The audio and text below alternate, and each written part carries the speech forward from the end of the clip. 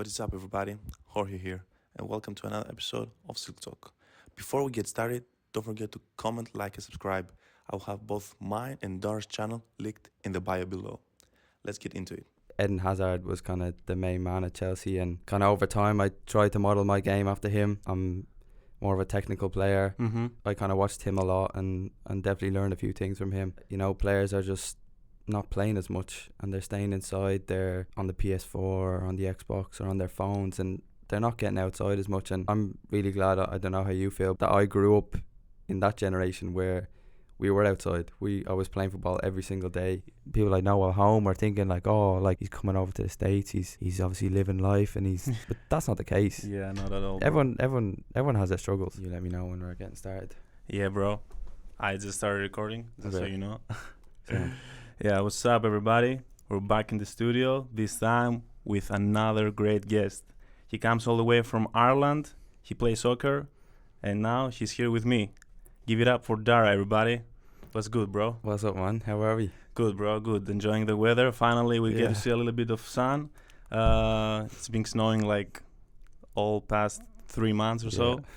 So yeah, I'm definitely enjoying the weather. Yeah, it's great to be here, man. Thank you, honestly, for the opportunity. So Yeah, really bro. looking forward to it. Yeah, bro, the pleasure is all mine. Appreciate it.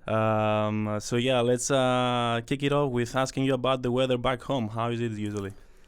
It's not great. It rains all the time. So I mean, it's nice here in the summer. You get a bit of sunshine, but obviously the winters, I'm not a big fan of the snow. So yeah, it's kind of cloudy all the time, rainy. But Yeah. I think I prefer it back home, to be honest. You don't really get snow back home? No snow. Every couple of years, maybe a shock, but no snow. Thankfully. Yeah, that's yeah. Yeah, I really want to get the chance to visit Ireland one Yeah, time. Definitely. Maybe in the near future. 100%. Yeah, hopefully, 100%. bro. You want to also take the time and say a few words about yourself, Yeah. background, everything, you know? So I'm Darragh, obviously from Dublin, Ireland. I'm on the men's soccer team here for the last 2 years. Recently, I just started a new brand called Tosig. We're on all the socials. Idea is just to kind of promote myself and you know, it's all about self-improvement, self-development, fitness, all things that I love, and that's kind of why I'm here. I just want to chat about that and yeah, see where it goes. Yeah, that's great, bro. I love when young people like us take initiatives that big. Yeah. So I definitely admire that, and I have to give you praise for that. Thank you. But before we talk about the brand, let's talk about soccer. Yeah. I'm really interested to hear about players that you admire, that you look up to, and Yeah. the reasons that, you follow them. Yeah. So obviously I started playing soccer when I was, I think, 9 or 10, which is relatively late. At home I played GAA, which is an Irish sport, and soccer was kind of the secondary sport until maybe about 15, when I realised I was actually pretty decent. Mm-hmm. I took it serious from then, but I mean, I was watching it from 6, 7, 8, and I support Chelsea. We're not doing too great this year, but we've done well in the past, and it's been good kind of supporting them. Growing up, I loved watching Fernando Torres. Oh, man. It's kind of a weird one. Obviously, like I said, he signed for Chelsea. Mad money deal. He had a stinker when he went to Chelsea, but I loved him. And then kind of followed Chelsea from then, and then Eden Hazard was kind of the main man at Chelsea, and kind of over time I tried to model my game after him. Yeah, you know, I'm more of a technical player. Mm-hmm. I'm decent on the ball, so I kind of watched him a lot and definitely learned a few things from him. So what position do you play on the pitch? So growing up, I was a winger, Uh-huh. mostly because I was the fastest on the team. And then in the last couple of years, I've kind of played more inside, number 10, centre mid. I prefer there. You get the ball more. Yeah. Because I want to be on the ball. Sometimes out wide, you're kind of a bit lonely out there. So yeah, in the last couple of years, I played out wide or played inside, and it's much more enjoyable in there. Yeah, I'm sure, bro. I never played professionally soccer, Yeah. but that was the same position I was playing. Okay. I feel like I'm good with long balls and staying in touch with the ball. Yeah. So yeah, what would you say is missing from this generation of athletes, especially people around our age? You know, I think it all starts from the young age, the really young kids. And I think, you know, a lot of kids nowadays are stuck inside, kind of with new technology and things like that. You know, players are just not playing as much, and they're staying inside. They're, you know, on the PS4 or on the Xbox or on their phones, and they're not getting outside as much. And I'm really glad. I don't know how you feel, but that I grew up in that generation where we were outside. I was playing football every single day. Yeah. And you know, nowadays I just don't think there's going to be as much development. Obviously there's going to be the few that are unbelievable. It's just genetics or whatever, but I think nowadays kids should be out more, should be playing more. And you know, that leads into their future. If they're playing, if they're outside, if they're being physically active from the young age, that'll transfer into the rest of their life. Yeah. And you know, I think for me, like I said, I was physically active from 5 years old, and I haven't stopped. If I go a week or two without training, it just feels off. It feels weird, right? It feels so weird. Yeah. So you know, I think now for our age, like I said, it's great that we experienced that childhood, and now we're introducing the technology, because now we can use the technology to benefit us. Yeah. And that's kind of something that I'm trying to do with Tosig, is, you know, use technology in a sense to document my fitness and my journey, and so someone can watch it and be motivated by it, so they go out and do the same thing as that I'm trying to do. You know what, I think a lot of people in our generation just look at social media and just sit on TikTok for 3 hours and scroll and scroll and scroll. And I've been guilty of that myself. I had to delete TikTok for a while because it's bad. But that's why my content is kind of like, do this and give it a go, and you know, hopefully it'll kind of work out for you. Yeah, hopefully too, bro. Like, I have to agree on the part that nowadays this generation is really stuck in their in their phones and these LED displays. Because I remember when I was around 10, 15 years old, which is like literally 10 years ago, I was all day outside playing with my friends and stuff like that. And literally, then not even the next generation, just kids 5 years younger than me, I just keep seeing them so much more rare outside there, because they're always inside playing Fortnite and all these stupid things. TikTok, obviously. But yeah, so what did actually make you take this initiative and start the brand? What is this all about? Yeah. What was the main vision behind it? Yeah, I think it's tough because when I came over here, I had a tough time settling in. You know, moving away from my family at 19 years old is tough for anyone, and especially coming into a situation where I had to perform and I had to play on the pitch, and I didn't really play for the last year or two.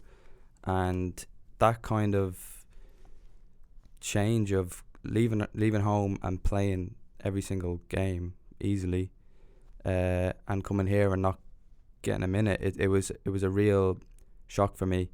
And in that time, it was just, I felt down. I wouldn't say depressed. I was more upset and angry with myself, with everyone, with the world, and I was stuck. I really was stuck. And in the last maybe 3-4 months, I kind of just not had a revelation, but I decided that I wanted to transfer from Mercier. So I'm going to be leaving here. I'm going to be going somewhere different for next fall. And it was kind of weird in the sense that I kind of had a weight lifted off my shoulders. There was no pressure on me anymore. I had a lot of injuries before, and the injuries piled on top with moving away, being away from family, it just brought me down a hole. And you know, you see these people of doing really well with their lives, and I was like, not jealous, but I wanted to be like them. Yeah, what are you doing wrong? Yeah. I didn't know what I was doing wrong. Yeah. And I just decided then, I went home at Christmas, like I said, decided I was going to leave Mercier. And I'd done a lot of kind of self-reflection, a lot of journaling, things like that maybe get a bit of stick, but I'd done a lot of that at home, and just I really wanted to start something. I didn't know what it was going to be. I didn't know it was going to be social media. I didn't know if it was going to be a business. But I just decided that I wanted to be better. I wanted to... It's kind of for selfish reasons. I wanted to become someone better, someone different than I was. And I don't know where the idea came from, but I just said, well, why not document it? And why not get people involved and build a community of people that want to be better too? Because I feel like there are people that are stuck. There's a lot of people that are stuck in the world, and you know, if I can maybe help 5 or 10 people, then that's amazing. That's my job done. But the best part about it is I'm a long way from being where I want to be, and to be that person of, well, he started from here and he's nowhere, he's not a success yet, but you can follow me on that journey of self-improvement. And you know, people can follow me from the start, because I'm right at the start here. Yeah. Like like I said, I'm nowhere near where I want to be, but I've made a start. And I think there's a lot of people that are afraid to make a start and afraid of what people say or what they're going to think about them. But I just, you know, decided that this is something that I want to do. I want to document it. I want to put myself out there on the camera. I want to create a brand for myself, which is tough, because like posting that first video was it was tough, man. It was tough, you know. It was just, I was nervous about the reaction that I was going to get, and luckily it was all supportive. It's been amazing, the reaction. I'm so glad that I done it now, to be honest. And my whole aim is just to try and encourage people to do the same. It mightn't be on social media, but if they want to, you know, if they want to start getting up early, or if they want to start eating right foods, or if they want to start training more, you know, just do it. Just start. And you can see that in my content that I just started. The quality is terrible. Like, in my opinion, the quality isn't great, but I just want to get better with it every single week. Every single time I film and edit and stuff like that. And like I said, if it helps one person, done. Great. Job done. You know? Yeah, but it's good that you're a tough judge on yourself and you want the quality to be better, because I saw it and I was like, damn, like, look at that. It's like only second video that I see of you uploading, and I'm like, it really looks good. Like, it definitely takes passion, takes patience. Like, I definitely don't have that much patience to make that type of content, and it's not easy to taking the initiative to change yourself and also wanting to document it and put it out there, which is like exposing yourself in a positive way in front of in the public eye, without even knowing where you are going to end up, right? So I love that. Do you think it's a Mercier's problem then? Like, is it that you didn't like the soccer team? Like, was something missing? No. Is the place? It was a Mercier's. I have amazing friends here. I met some amazing people here that will probably stick with me for the rest of my life. And I wouldn't say, like, I didn't play for 2 years, but I wouldn't say it was a failure here, because I learned a lot. And I think that's where you learn a lot about yourself, is through failure, through hard times. And you know, if I hadn't had that failure, I wouldn't have started this. Absolutely. If I hadn't had the failure, I wouldn't be where I am now. And that's why the problem was me. in a weird way, the problem was me, and it takes courage and it takes character to say that, and to take initiative and to change it. It's humiliating in a good way. Like, obviously it's very difficult, first and foremost, to realize and see what you've done wrong, then try to make it better and move on. It's definitely like not an easy thing, again, especially if you want to document it. But I also feel like this takes some pressure off your shoulders, because you're like, oh, now I have people watching, so I need to keep pushing, I need to keep getting better, right? At least that's how I feel with my content. I think in a weird way it holds me accountable. Like, I've started documenting going to the gym at 7:30 in the morning, And I need to do that now. Every Monday, Wednesday, Friday, I have to post that I'm in the gym at 7:30. Yeah. When that alarm goes off at 7, I don't really want to do it. I still need to get up because there's nearly 400 people following me and seeing that, well, he normally gets up. Why hasn't he posted? So it's great. Now I feel really motivated to do it, and I'm not just kind of posting just to post. I'm going to the gym, posting that I'm in the gym, and then getting a good session in.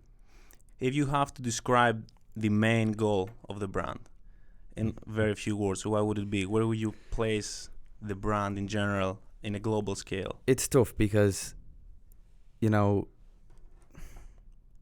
having a goal needs to be measurable, and it needs to be specific. And right now, I don't have a specific goal. I just want to improve myself, document it, and try bring as many people as I can along for the ride with me. I mean, I want it to be a business. I want it to grow globally. I want it to, you know, be something that a lot of people know about. But that's a long way away. And like I said, right now I just want to, you know, I'm learning how to edit videos. I'm learning how to talk on camera. And my main goal is to just grow as a person, as a brand, and document that. Yeah, absolutely. So do you see the brand in the future maybe signing athletes, like creating a space where people that want to stay active and obviously go after their goals? Do you see the brand evolving in such a branch, or? It's tough because I wanna build a community, and I want to build a community of people that are striving to get better. So, you know, I think in terms of a business, I don't really know where business is gonna come from. But I think the best part about what I'm doing is I'm kind of opening doors for myself. You know, I don't have a specific goal because Tosig could go anywhere. It's a brand. It's not me. It's a brand that could literally go anywhere. I could sell clothes. I could sell programs. I could sign athletes, like you said. So I think I'm just opening doors for myself, trying to meet as many people as I can with it. And ideas will come and go over the next however long I decide to do with it. And we'll just see where it goes. So you know, I'm not worried about it. Yeah, you're gonna go with the flow. Exactly. Pretty much. Yeah. But again, like you said, the main reason you created the brand was because you felt stuck in a way. How tough was specifically you were here in school over COVID, right? No, I came. Well, I came in 2021, so it was kind of the back end of COVID. At the finishing, Did you find the whole situation overwhelming, trying to be obviously a student athlete also, and specifically in a foreign country like the US, similarities, differences with back home? Like, what was the main thing that, you know, struck you and you were like, oh, maybe this was not what I was expecting, or something that took you by surprise in a positive manner? You know, I decided that I wanted to come over here when it was like in COVID. I was at home, I was doing nothing. We were doing nothing, and then I just said, you know what, I want to give it a go. I want to move away, and that's a big decision because there's not a lot of people at home that will move straight out of school, out of secondary school, and obviously I came over here with the expectations that I was going to meet a load of people, I was going to be the star on the team and all that stuff, but like it didn't work out like that. And you know, Ireland and America, there are some similarities, but it is vastly different. I didn't realise how big this country is. You know, we're driving 6-7 hours and we're still staying in the same state, which is weird to go to a game. But you know, I think the people are different, and just the whole culture, the whole environment is different. Not in a bad way. You know, like I said, I met some amazing people here, both foreign and Americans, and I think that was cool because the whole team is full of foreigners. It's great because I've met so many people from different cultures, like even like yourself. Yeah. Met people from so many different cultures, and that's kind of what I wanted to take out of Mershurst, was just meet as many people as I can and have the best experience that I can. And obviously the football aspect maybe didn't work out, but now I'm trying to make sure that the other aspects, so like lifestyle, is it works out. So yeah, I think it's beautiful when people from all over the place come together, and either to play a sport or just sitting on the table. I think it's very romanticized in our brains, and how interesting it is to like, oh, you eat in that way, or for soccer, oh, I play in that way because I come from Netherlands or whatever. So it's beautiful. But growing up, what type of kid would you say that you were? What were your main struggles? It's a good question, because I would say I was quite introverted. I would say I'm quite introverted still. The people that know me well, I'm not an introvert. I'm very much an extrovert with the people that are close to me. But with newer people, it's kind of, I find it difficult speaking to them. I would be quite an outgoing person, I'm not shy in a sense, but speaking to new people, I've kind of always been like that from such a young age. I didn't really have a lot of time to mingle with people. All I did was go to school and go to practice, and like that was my life my whole childhood. So I kind of just mixed with my team and my classmates. I didn't really have time to go to parties or go to clubs or whatever. I didn't have time to do that because I wanted to play football, and that's what I loved. So that's kind of what made me into a bit of a introvert. And then over the last, obviously I had to come here, I had to meet a whole new set of friends, and I think it kind of opened me up a little bit. But then because the on-pitch stuff wasn't happening, it kind of closed me. And it's funny because since I've started this, it's weird. I just feel more open, and I feel more like I say hello. I'd be walking down. I was walking to the gym today, and I think I said hello to maybe 4 or 5 people. And like, I'd know them. It's just a hello, how are you? Good, how are you? Great, have a good one. That's it. Yeah. But before, I just feel like I would have just put my head down and said nothing because I just couldn't. So that's kind of a big change that's happened in the last while. I wouldn't say I'm an extrovert yet. That's going to take a lot of practice, but I think there has been a massive change in the last couple of months. Yeah, I'm sure. I was kind of the same. I mean, back home, I was very extrovert with my close friends, obviously. I think everybody's like that. I don't think any introvert is introvert with their close friends. But since I came here, I was like, fresh start, new me. I need to make some good changes in my life. I'm here to go after a goal. And I found myself many times pushing me towards the edge of the cliff to talk to people, to be more open and happy and greet everybody. But I think it helps because it keeps having a positive effect on my whole mood, because I'm like, oh, I see this guy, I don't really talk with him, like normally I wouldn't say hi, but just do it. You never know what's going to happen afterwards. So no, you're right. I think taking the step of realizing I'm an introvert and pushing yourself into them situations where I have to speak to this person, pushing yourselves to go speak to a random person, and it could be one person a week, or even just saying hello to someone, or giving someone a compliment, like, oh, your hair looks nice today. Like, that doesn't cost anything for you. That's free happiness that you're giving out for that other person that mightn't get a compliment in the whole week. And you've just made their day. And it's just taking them little steps, and over time that will build up to be able to have a full scale conversation with a random person that you've just met. And that's eventually what I'll get to, but like I said, we're a long way away from that. But we're getting there. You're getting there, man. And it also helps with the brand you're trying to create, and obviously with me being in arts, it's mandatory for networking and going out, exposing yourself to different people, and not being afraid and being comfortable in your own skin. I think that's one of the most important things we have, right? How would you say that you deal with defeat or loss on and off the pitch?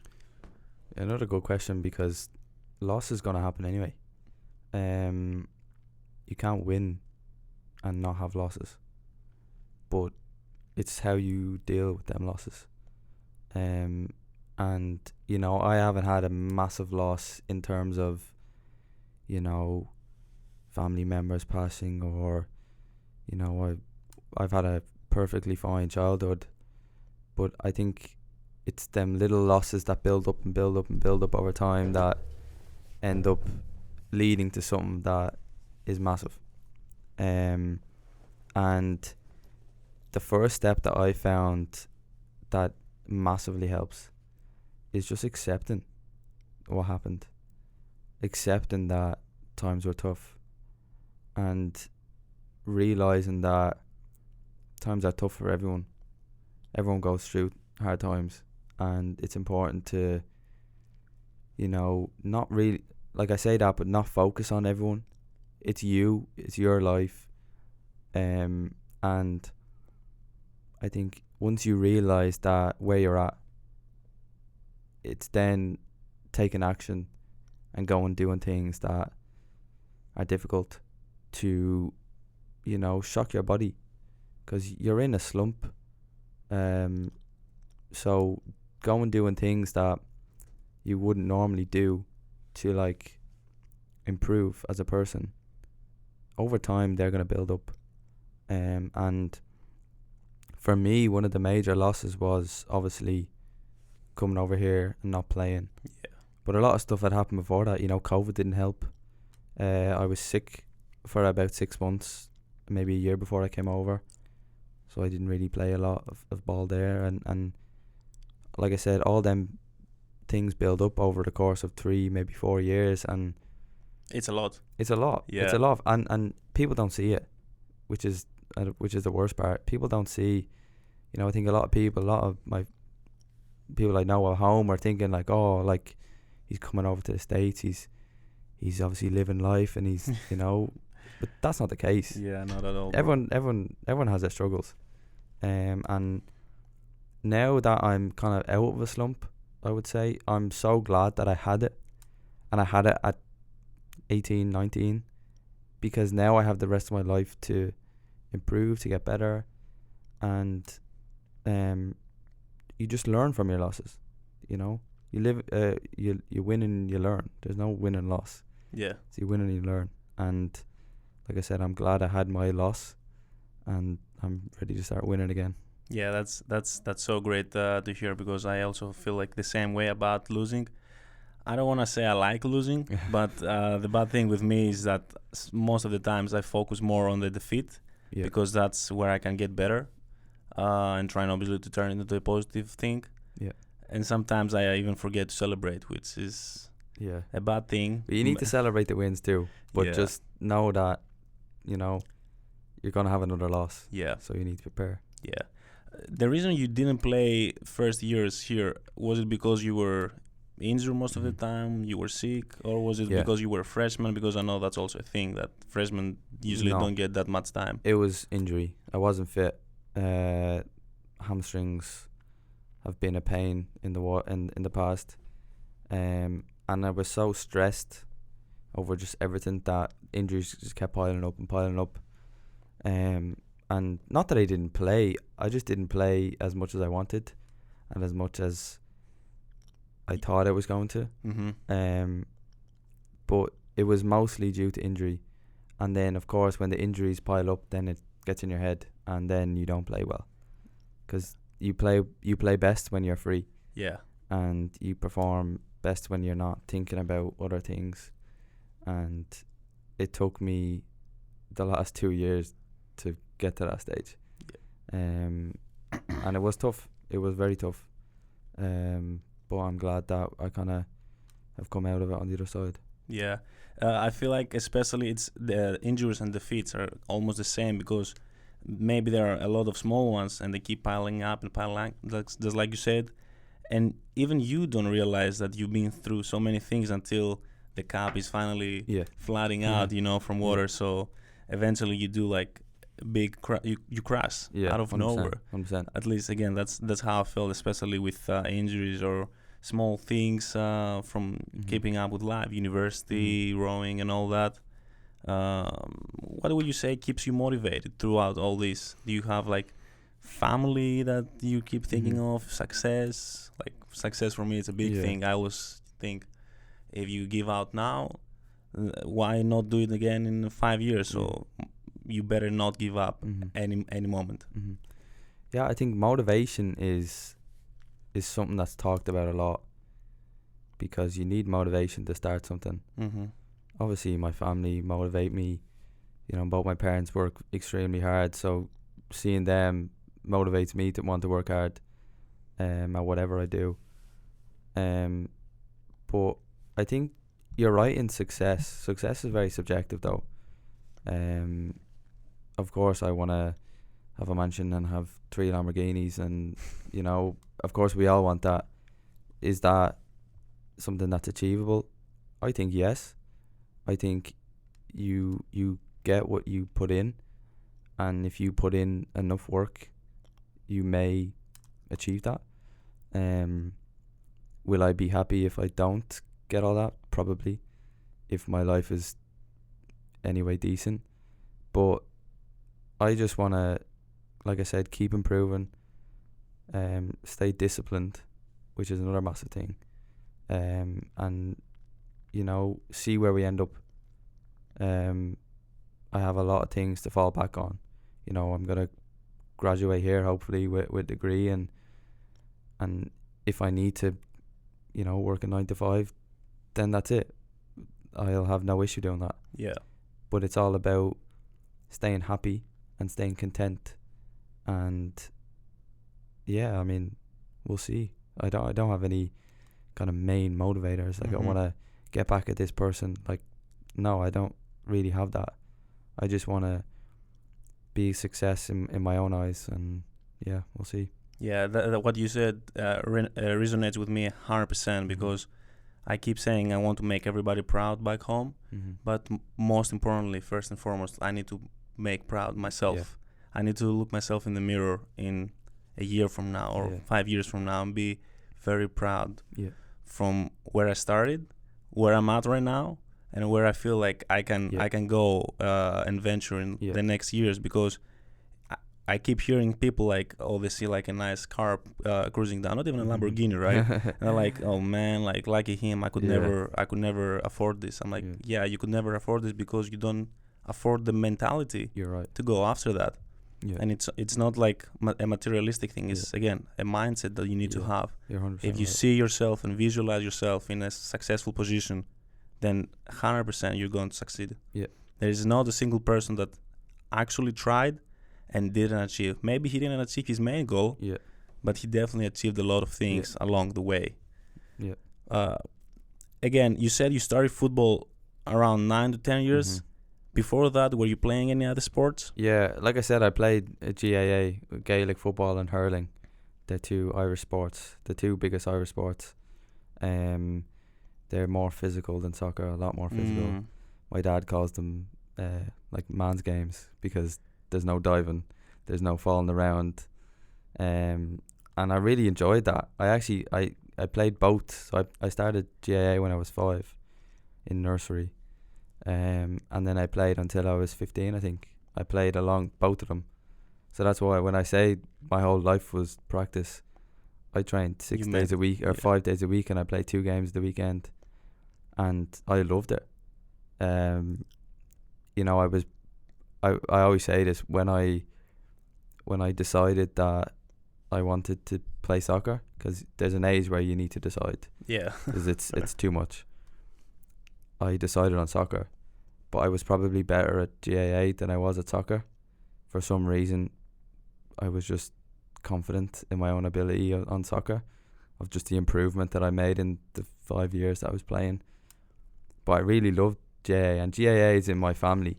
Like my family, you're kind of either a soccer family or a GAA family in Ireland, and GAA would be kind of my family.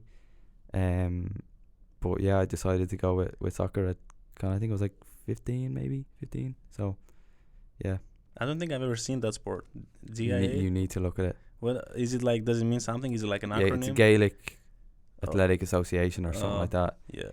But yeah, look it up on YouTube. It's great. You have a ball or something. A ball. So it's two sports. There's one with a ball, and you use your feet. It's kind of like a mixture of like soccer and rugby. So you can kick it over the bar, or you can kick it in the goal. The pitch is massive. There's 15 players on the team. Damn. And then the hurling is another thing. I wasn't the best at hurling because you play with a stick. It's like kind of like a hockey stick or even a lacrosse stick, but it's made of wood. And you hit a tiny like baseball pretty much. Same field, same rules, but great sport. I think hurling is the fastest field sport in the world because you can just hit the ball so far. Goalkeepers can hit the ball nearly the whole field. Oh my god. But yeah, honestly, great sports. You need to look them up. I definitely will. I wish we had a big screen right now. I could look it up. Get Joe Rogan. Yeah. Yes, a little bit Joe Rogan. Take a look at the clip. Yeah. Yeah. One day we'll get there. One day. Have you ever sat down and think what your purpose in life is? I know we're a bit young to think about that, but it's definitely good, and I think it keeps you grounded to know where you're heading towards. Obviously, it can be a goal, but how would you find your current purpose? Yeah, you're right in the sense that we're young. Like I'm gonna be 21 next weekend actually, and early happy birthday. Thank you. Yeah, so I think purpose is a big word. I don't really know if you find your purpose, because it's. I think of course you can say, I want to have a great family and help people, and I think that's my goal, is just to help people. I feel like I've helped people in the last however long months since I've started it, and there's something about it that makes me feel happy. Getting a message to say, yeah, I cleaned my flat because I seen the video of you cleaning your place. Yeah. Or I just bought my first book because I see you're reading. Like that. There's something about that just made me feel good, and it made me motivated to do more and push for more. Where in terms of the purpose, where this takes me, I'll never know. But as long as I kind of do things that make me feel like that, like happy, really content, then I think eventually I will find the purpose, and I'll come back on the podcast and I'll let you know. It might be like a few years down the road, but that's we could make it happen. As a person, do you generally take advices? I mean, obviously everybody keeps hearing, it doesn't matter who you are, everybody has an opinion and an advice to share all the time. But you as a person, when you hear an advice, no matter where it comes from, it can only be from close ones or whatever, do you generally tend to really take them into consideration, or you feel very focused on what you're doing and okay, what he said might be right, but I'm doing it my way? Advice is necessary, I think. But I think the right advice is what you need, and the advice that comes from the right people. I'll always listen to people that are better off than me, in my opinion. Sometimes people who are in a worse situation to me, is their advice really going to benefit you? You never know. So of course you have to take their advice into consideration, but make sure that the advice that you listen to is something that's going to benefit you. And I've obviously, like, I listen to a lot of podcasts myself, and you're right, in a lot of people are divided in their opinions, and that's natural. That's going to happen anyway. But take some advice, but twist it in a way that is going to benefit you. Like, there's good advice and bad advice, so take it and twist it around and see how it's going to impact your life. And if it's good, then of course take it. But if it's negative, then don't listen. Yeah, I think it's the same thing with defeat. You Mhm. can always take the negative aspect of a defeat and make it turn into something positive. The same with Yeah. advice. Is Yeah. like, even if it's a homeless guy down the street that says something to me in a very negative tone, Yeah, I'm still gonna pay you're right. very close attention Yeah. to what he spoke out of his mouth, because I always say everything happens for a reason. Yeah. So you never know. Maybe it's like the $1 million answer to the question Yeah. you had in your head. Yeah, you're right. So yeah, speaking of advices, what is the best advice you ever heard, and from who, if you recall? Yeah, I mean, I don't really recall a lot of advice. I have a terrible memory, like terrible memory. Like my family know I don't remember anything. So, but I think probably the best I received in the last while has just been like it's funny, but just start. Like that's kind of where the name came from. It's just start. Because I'll explain the name a bit more. Tosig, Tosig. I kind of took some fluff out of it. In Irish, if you spell Tosaigh, it means to start. That's the verb, to start. So like I said, I took the fluff out of it for the Americans so that they could understand it. And yeah, that's where Tosig came from. So Tosig means just start.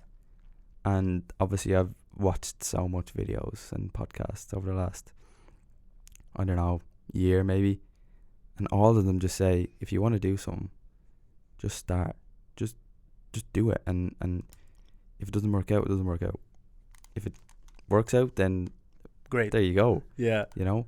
So that's why I did kind of take the initiative to actually just take the first step. And luckily it's turned out pretty decent. Pretty decent so far, yeah. And I'm sure it's only uphill from here, my man. That's the plan. So I didn't know. So Tosig it's literally, it's spelled it like that. It means to just start. Yeah, Tosaigh is how you spell it in Irish. You took out the H. Yeah, yeah, and the A. So, so people kind of understand that, and a lot of brands nowadays are very short and one word and things like that. So that's kind of why I focused on Tosig. Yeah, it's catchy for sure, but I would never imagine that it's a Exactly. verb, because obviously I didn't know. Yeah, it's right? cool that it has a backstory as well, Yeah. which people can resonate with. Yeah, exactly. So what is the worst advice you ever had? Jesus. You definitely heard something that you were like, my man, or I don't know. my girl, just I don't know, man. Like I think we said earlier, like advice can be positive or negative. It's how you take it. Maybe like have limits, like limit yourself in a sense. Like I think that's probably it. I have goals for Tosig, I have goals for me. If I put a cap on, if I put a limit on how much I can achieve, of course I probably won't achieve it. So if someone says to you, oh, you're never going to do that, or you're not good enough, like of course I've been called that plenty of times on a soccer field. Like it's how you take it. And I think any advice is good advice. It's just how you interpret it. That's true. That question backfired a little bit. But yeah, and lastly, I would love to know what's something that you used to value that you don't anymore, or it can be the opposite, something that you didn't value and you value now. The second question there is kind of more I think about, because I've started doing a lot of things that people would kind of frown upon. I've started reading, I've started like meditating and like yoga, things like that, where it's like, why are you doing that? That meditating doesn't help. You just close your eyes and go to sleep for 10 minutes. But I think over time you'll realize that, like let's say meditating, you learn a lot about yourself sitting in silence, and you learn a lot about yourself journaling and things like that. And I value a lot of that now. I value spending time by myself, thinking and seeing where my future is, because that happens when I'm, let's say, meditating or doing yoga, and all these things they're only beneficial. So why would you not do them? You get me? Exactly. Like if you're someone that sits at home and frowns upon yoga or frowns upon meditation, well, why don't you try it? I don't think you can comment on doing it if you've never tried it. And I really enjoy them things, and they're a couple of things that I value a lot now. It's just meditating, yoga, journaling, and kind of just looking to the future. Yeah, that's beautiful. It's the same with trying out something new. You never know until you try. Yeah, you're right. Why talk down on it if you don't know Exactly where it's gonna take you, right? Mm-hmm. So yeah, let's close on a positive note. Yeah. Take the time on the camera and say something that you would like to tell anybody listening right now. Yeah. For anything about life. Well, something that maybe will come in the future. Anything you want. Just. I think the main thing for me, the whole reason for starting Tosig was to encourage people to take the first step in doing anything. And if there's one thing that I could encourage someone to do, if you're thinking about doing something, just start it. Like, I'm in no position to really say that, because I've just started, and it's the hardest step, but once you take that step, things will get a lot easier. And like I said, I'm so glad that I started it. But it takes that first step. It takes that person to actually say, you know what, I'm going to do this now. And it doesn't matter what anyone else thinks. It just matters what I think. And it's important to just realise that just go do it. And nothing should hold you back. If you really want to do something, just go do it. Absolutely, man. Love it. The pleasure was all mine, man. Appreciate that. We'll definitely have another episode in the near future. 100%. So stay tuned, everybody. And if you want to do something, just do it. Just do it. Tosig. Peace. See ya. All right, everybody. That's been it. I hope you enjoyed our conversation half as much as we did. Don't forget, I have both mine and Darragh's channels and social media linked in the bio below. Go check them out. Till next one. Peace.